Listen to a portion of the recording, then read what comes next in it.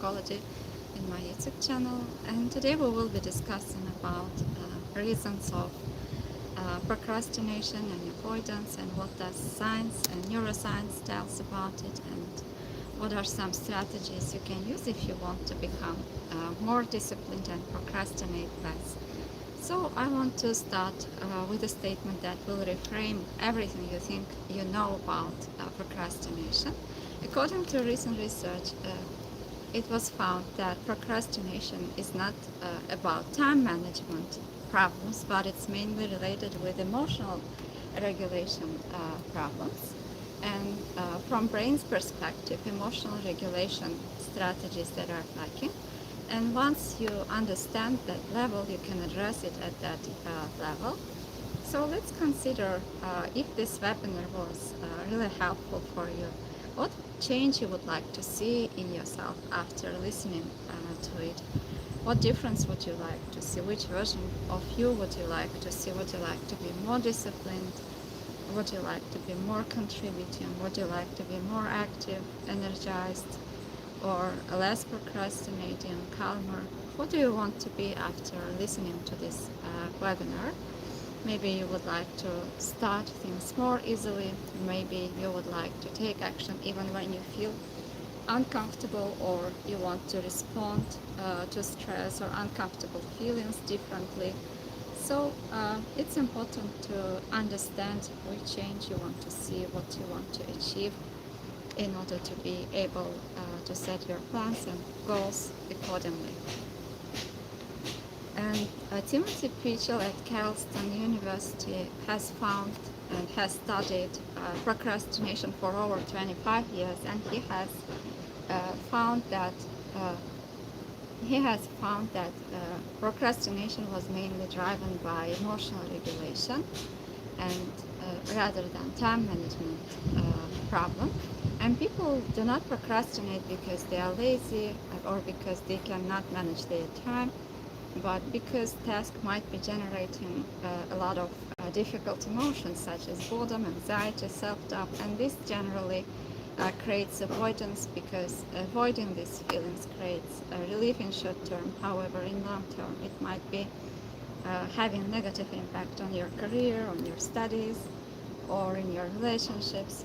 And also, according to brain imaging, the people who were procrastinating more, their amygdala was more activated and larger in size, and other regions such as dorsal anterior cingulate cortex, which are responsible for decision making or responsible for translating intentions into actions. These regions were weaker, which makes it more difficult for the person to take action in the presence of stress, or when this amygdala is overly activated. And this actually explains why people who procrastinate might be actually more anxious or caring about certain things, or more emotional. And this also explains why they are more prone to procrastination.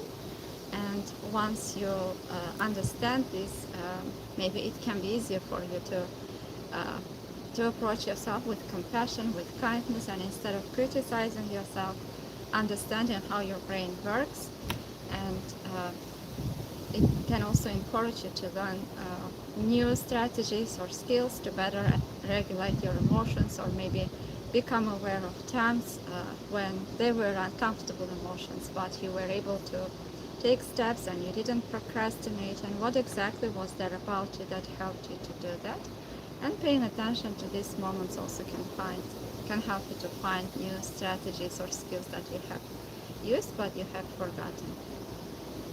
And so according to this research, they have identified five emotional drivers of procrastination. The first one is task aversion and anxiety about the outcome. So when outcome is not certain, there is a lot of uncertainty, and people might be afraid of failure or inadequacy, and they are afraid maybe about critics, and therefore they tend to procrastinate or to avoid. And there can be some doubts about the action. As a core, perfectionism dimension strongly linked to procrastination. So if we address it using acceptance commitment therapy, for instance, in psychotherapy, we are asking the person, even if in the presence of uncertainty, or even if you don't know the outcome, or even if you know that maybe your performance will not be perfect, what are some reasons that motivating you to take action? What's there about you that helps you to take steps even in the presence of discomfort? And who do you want to be, even if you didn't know what will happen in the future, or you didn't know whether you will perform well or not? So finding these values and reasons that might motivate the person to bear uncertainty and to take action and to procrastinate less in the presence of uncomfortable feelings and thoughts is the first step towards working towards the version you want to become. And also thinking about the times when you started something even though you didn't know the outcome, or you were not feeling confident, maybe you were feeling scared, anxious. What helped you to begin anyway, and what was different during those moments? Which environments helped you? Which strategies helped you? Which people helped you? Who inspired you? And which mindset was there just before you were start even knowing that maybe your performance will not be imperfectly, or without knowing the outcome? So these are some solution focused questions when we are trying to help the person using solution focused approach. And the second reason why people procrastinate, according to research, was found to be overwhelmed. If the task is too large or unpredictable, and your mind will automatically try to avoid the task because it generates overwhelm and anxiety. And therefore breaking tasks into smaller pieces and starting with the minimum level can become a strategy that might help you, because also setting times when exactly where you will do it, and uh, what you need to do, and adjust your environments accordingly are also some other strategies that might help to decrease uncertainty, feelings of overwhelm. And again, remembering about your why and times when you were able to take steps even when you feel overwhelmed are some strategies that might help you to find solutions for yourself. And boredom and low intrinsic value, especially if people are experiencing ADHD symptoms. If the task seems boring and there is no reward, then you are more likely to procrastinate. Therefore, pairing your task with something that you enjoy. For instance, if you like to drink a coffee, you can at the same time drink a coffee, or try to do certain tasks that you are more tend to procrastinate can work. And Daisy and Ryan's self-determination theory predicts that behaviors perceived as lacking autonomy, competence, or relativeness will be chronically avoided. Therefore, maybe reminding yourself of why this task matters for you, or reminding yourself that actually you are choosing to do this task, can be some strategies you can apply if you feel that this task is boring. Or again, finding something that's interesting for you. For instance, imagine you are trying to complete an assignment and it seems boring for you. Uh, you have the ability to choose the topic that will be interesting for you, or invite someone while you are studying, whose company you enjoy. So also, how might you make this task just slightly more manageable, or more interesting, or slightly more connected to something that matters to you? Are some questions that you can ask yourself and try uh, to make your tasks more interesting so that it won't cause avoidance. And values misalignment. If a task you are trying to perform makes you feel as if it's imposed, or somebody is trying to control you, or it's against your values, this also can cause procrastination. So again, reminding and finding some reasons why this task is important for you, or reminding yourself that you have always a choice to choose what you want to do and what you don't want to do, are certain strategies you can apply.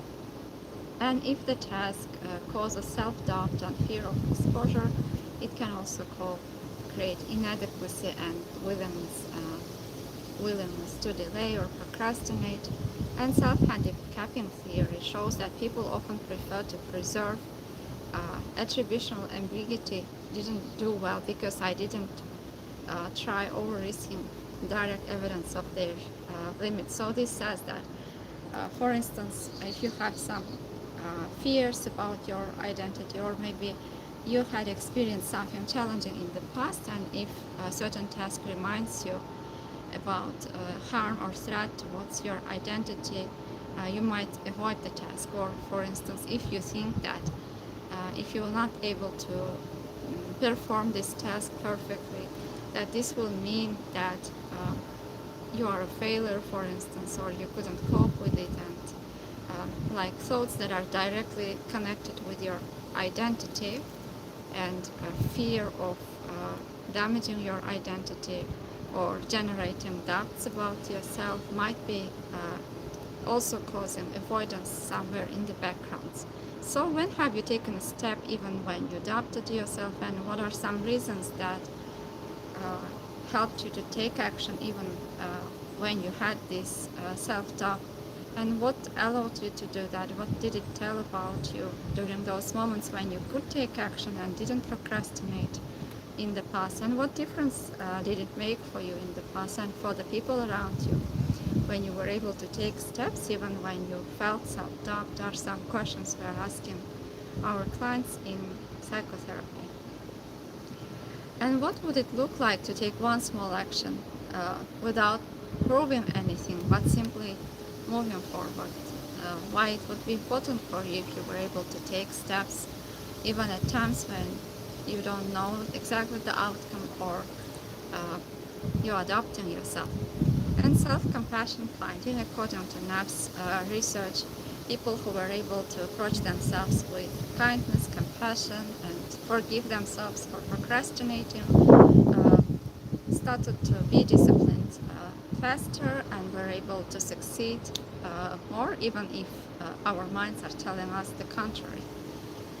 And ACT model, changing relationship with discomfort. So if the main reason of avoidance and procrastination is emotional discomfort, we cannot completely delete our feelings or eliminate our feelings. There are some automatic feelings that will show up because of being humans, but we can change our relationship to the feeling. For instance, if we are experiencing anxiety, instead of feeling panic or anxious about anxiety, we can start to accept it as something that tells us information that what we are doing is exciting for us or matters for us. Or for instance, if we have anxiety about relationships in conversations, this means that we value that person. And if we have anxiety or fears about our studies or career, and we are procrastinating, actually this means that we value these fields. These fields are important for us. So here we are actually changing relationship with the feelings and creating different relationships that would help us to take steps towards the version of us that we want to become. And also noticing some thoughts that you might have before procrastinating. Maybe you think that you are not ready, or you think that you can do it when you feel perfect, when you feel ready, when you will feeling good. But is this helping you in the long run?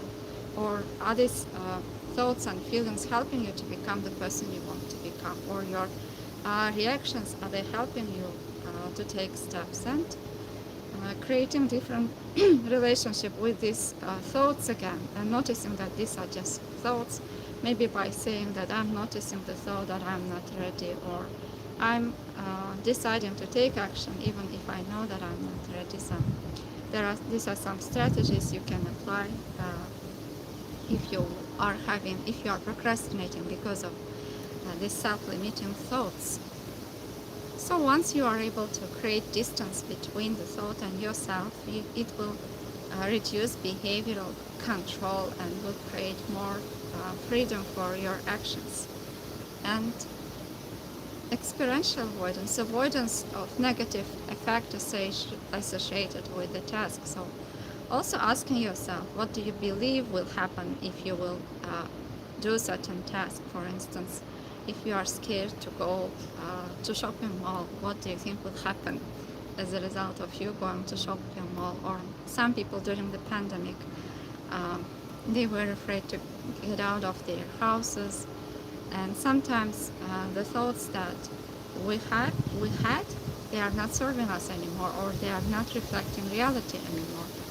And considering this can be another strategy to find out why you are procrastinating, to understand yourself better, and to decide for yourself how you would like to respond to these thoughts, feelings instead, and who do you want to be even in the presence of uncertainty, uncomfortable feelings, thoughts, stress, environmental factors, and others.